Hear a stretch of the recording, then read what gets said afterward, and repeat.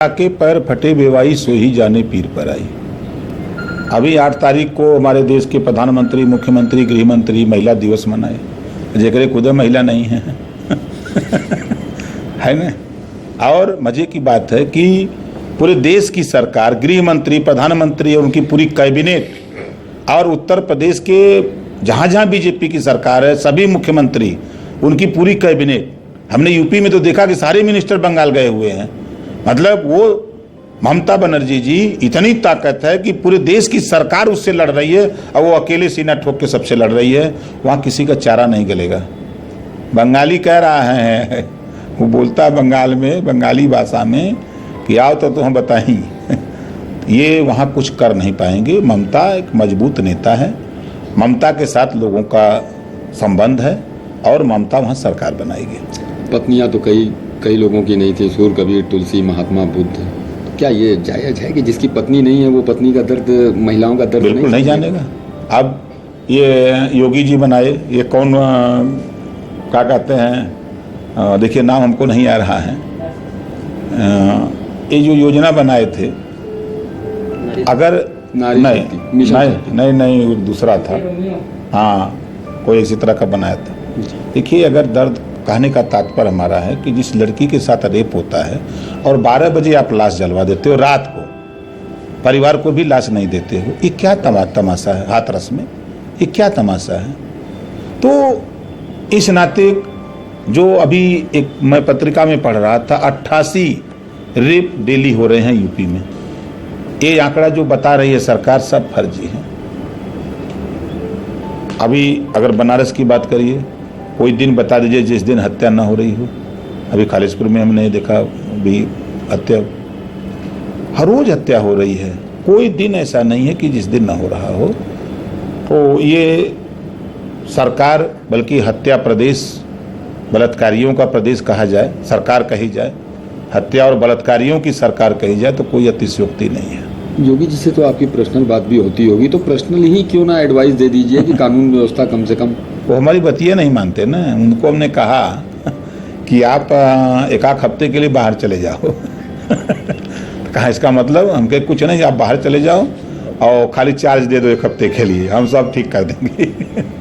1 हफ्ते का मुख्यमंत्री बनना, 1 हफ्ते का मुख्यमंत्री नहीं, हम चार्ज मांग रहे थे और उसमें हम दिखा देते कि कैसे कानून व्यवस्था ठीक होती है। 1 घंटे के अंदर यही दरोगा, यही एसपी, यही डीआईजी हाँफते सड़क पर दिखते। लोगों को सरकार रुआब से चलती है कि चिरौरी से चलती है? हाथ जोड़ने से चलेगी, गिड़गिड़ाने से थोड़े चलेगी। अधिकारी तो गुलाम होता है सत्ता का, सत्ता का मुख्यमंत्री जैसे चाहे वैसे हाँपेगी। हमने देखा है मायावती का शासन, जब वो निकलती थी तो हाँपते थे, हनुमान चालीसा पढ़ते थे लोग, वो रुतबा था। तो ये फर्जी आंकड़ा जो आपके सामने आप बता रहे हैं गवर्नमेंट रख रही है, आंकड़े कुछ और हैं कानून व्यवस्था के, तो आपकी गवर्नमेंट आएगी तो इन आंकड़ों की जांच भी करवाएंगे क्या? देखिए हम आंकड़ा साफ साफ पेश करेंगे। जी। आप उसको, अगर कोई व्यक्ति थाने जा रहा है तो वो अपराध पंजीकृत होगा जी। वो आंकड़ा, ये अगर इस समय सरकार का आंकड़ा अगर 1000 है, वो भले हमारा 10,000 चला जाए, हमको कोई दिक्कत नहीं, लेकिन सही आंकड़ा पेश कराएंगे। देखिए सत्ता की तो हवा निकाल दिया राकेश टिकैत ने। अब ये सरकार 18 जिले में किसान आंदोलन को जाट आंदोलन बताने में लगी है उधर कि ये जाट, वहाँ चूंकि ये 13 में दंगा कराए तो जाट को उसकाए कि मुसलमान तुम्हारा दुश्मन है, तो जाट और मुसलमान को लड़ा दिया, जाट भी मरा, मुसलमान भी मरा। दंगा कौन कराया? बीजेपी ने कराया। और कौन कराया? बीजेपी के लोग कराते हैं दंगा भंगा, ये दंगाई पार्टी है जी। उसका लाभ बीजेपी ने लिया ना, उसका लाभ बीजेपी ने लिया। उनको समझ में तब आया जब किसान आंदोलन हुआ। फिर भी सत्ता मिल जाती है इनको। देखिए ये लोग क्या कहते हैं, जुमलेबाज हैं, झूठ बोलने के एकदम माहिर हैं, झूठ को सच साबित करने में भी माहिर है। भोजपुरी में कोई यही जुमला अगर काम कर गया 2022 में तो आप क्या करेंगे? देखिए जैसे रोज रोज दाल खाते खाते आदमी उब जाता तो सोचता कि चलो वह चटनियाँ मिल जाए।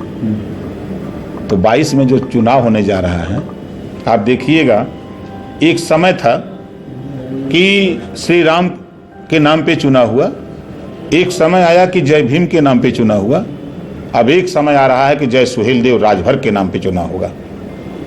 तो टिकैत जी आए हैं, कुछ फायदा होगा आपकी पार्टी? टिकैत जी आए, हमारा उनका पूरा समर्थन है, हमारी पार्टी का, हम किसान हैं, उनको समर्थन है।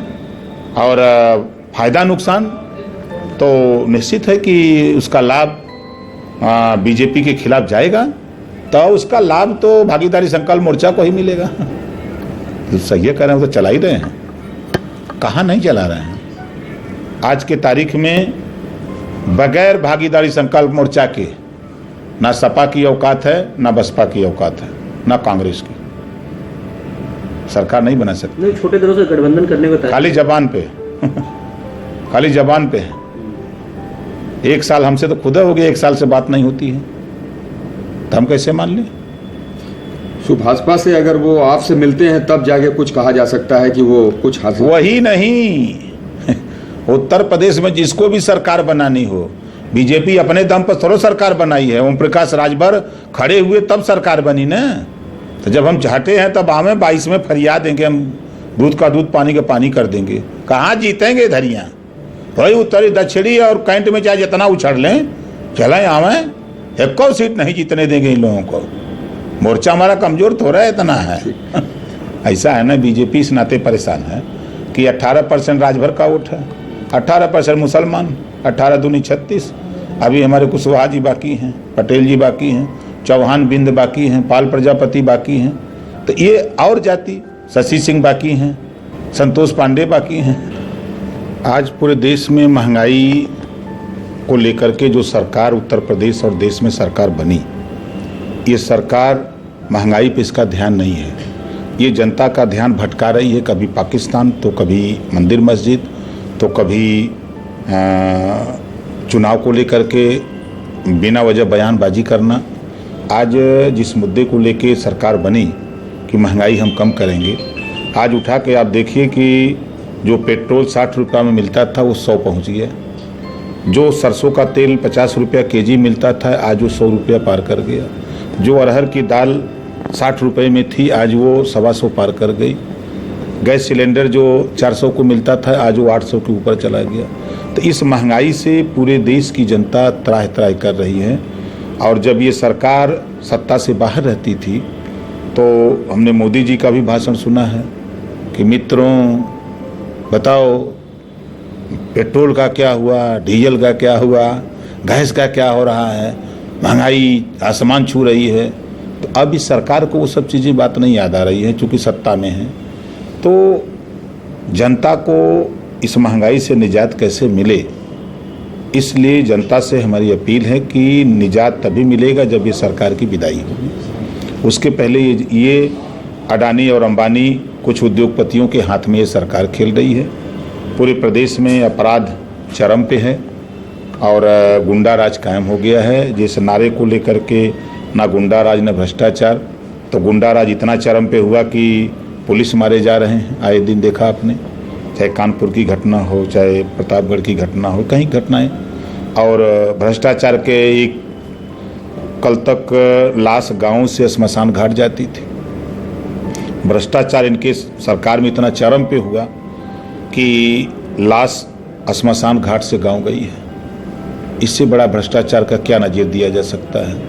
जिस सरकार में एसपी गुंडा टैक्स मांगता हो कि 5 लाख महीना दो, नहीं तो गोली मार दूंगा। 1 महीना दिया, दूसरे महीना नहीं दे पाया तो गोली मार दिया। इस सरकार में अधिकारी अगर सही बात बोल दे तो वो सस्पेंड हो जाएगा। पत्रकार अगर सही बात बोल दे तो मुकदमा लिख दिया जाएगा। नेता अगर कहीं सही बात बोल दे तो उसके खिलाफ कार्रवाई। तो ये शुद्ध रूप से ये सरकार हर मुद्दे पर फेल हो गई है।